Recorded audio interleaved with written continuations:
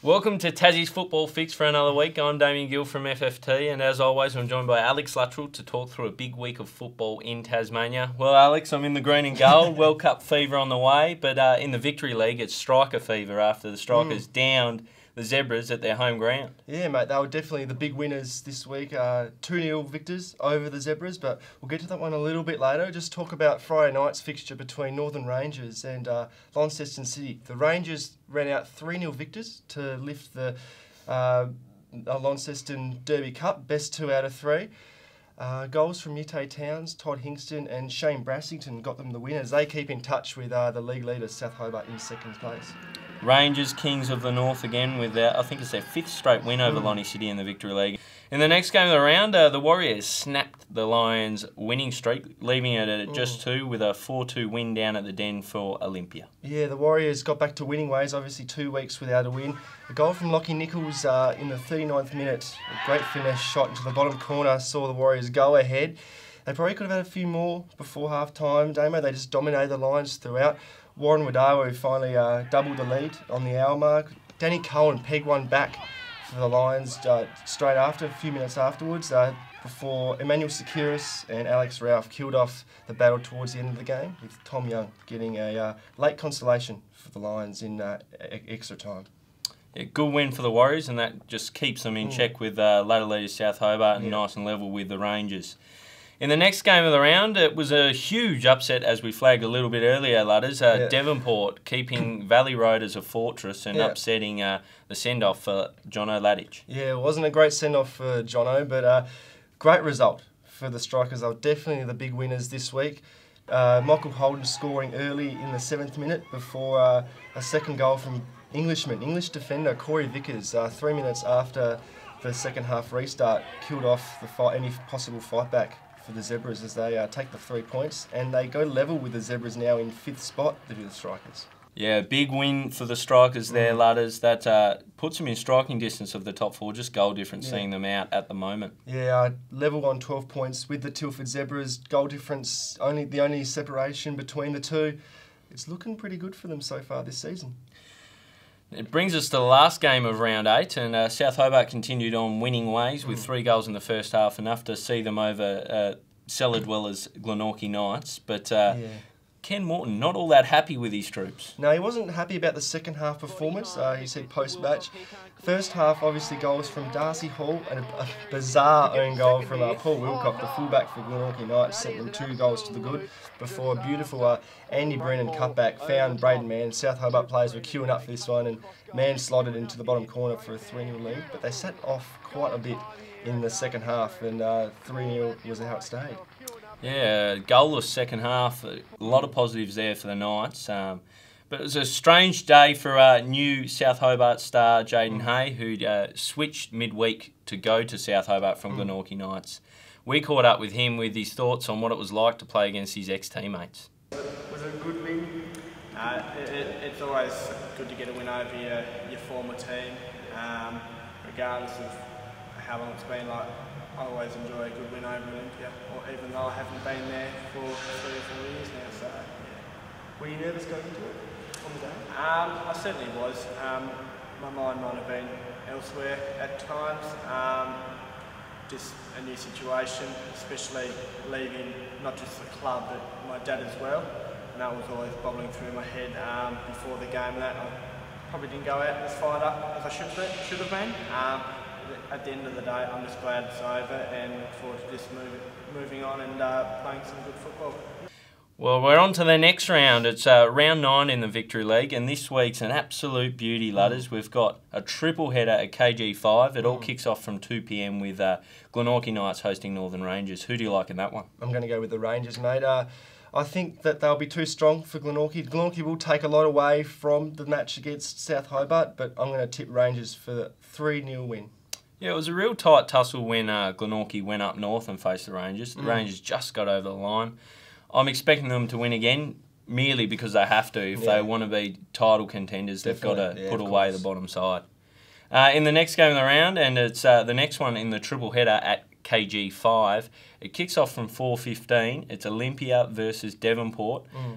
Big match, this one. Yet again, this one was tied up there at Valley Road. Who do you like? I'm going to go with Olympia for this one, mate. I think they'll be too good for the Strikers on their home turf. They obviously beat Devonport up at Valley Road, one of only 2 teams to do it so far in the Victory League earlier this season. I'm going to go for probably a 3-1 victory for the Warriors, especially with Eduardo Cabello coming back into the fray. Yeah, Eduardo Cabello, really looking forward to seeing what he brings. We caught up with him a little bit earlier just to see why he's back for the Warriors and what he's going to bring to the contest. Well, Eduardo, welcome back to Tasmania and the Victory League. What can we expect from you in terms of football at Olympia this season? Thank you, Alex, for the invitation. I'm happy to be here in Tasmania again. I just came here to help Olympia. I love this club and I want to play with Olympia for a long time. Who are you playing for in Mexico when you returned last year? Okay, I returned last year in October and I played for 8 months with my university. Yep. We are in like top 10 universities in Mexico. Yeah. So I've been playing for my university. It's not professional level, but it's good football. And last year you obviously broke your ankle early in the season and you're out for a large chunk of the year. This season you play 9 games up to round 17. Are you looking forward to it? Well, it was a tough moment last year for me. Yeah.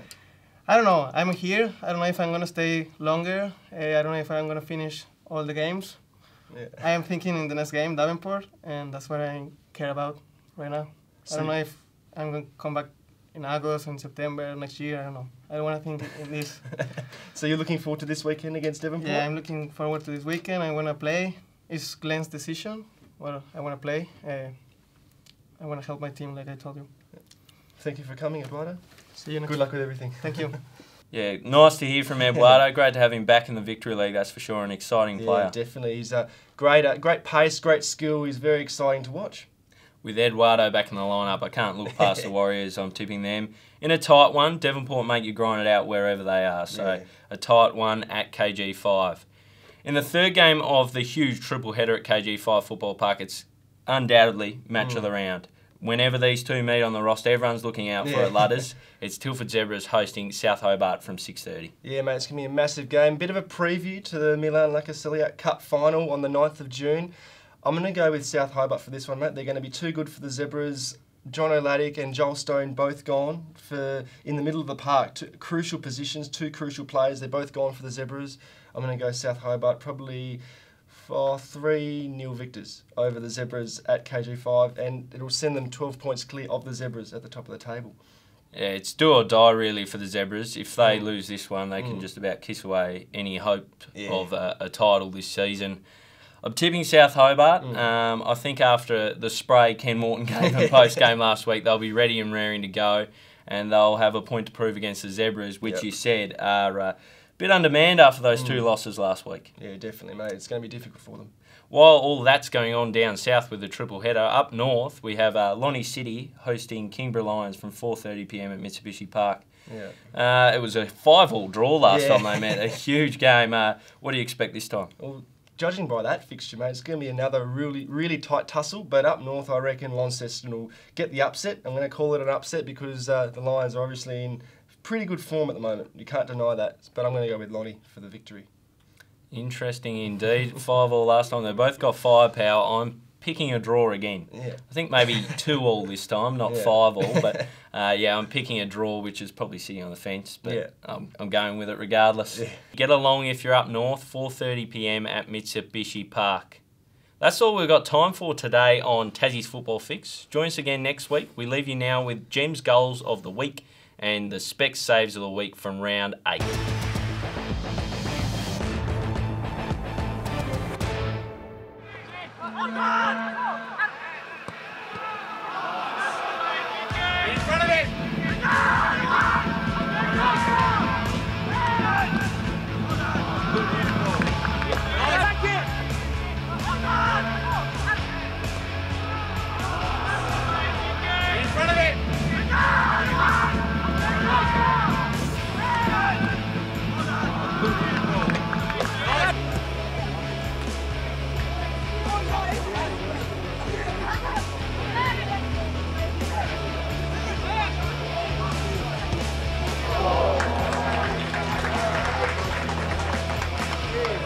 Still bombing on, collects again, flashes a shot, well saved by Woodham, and then Clay comes in and saves again.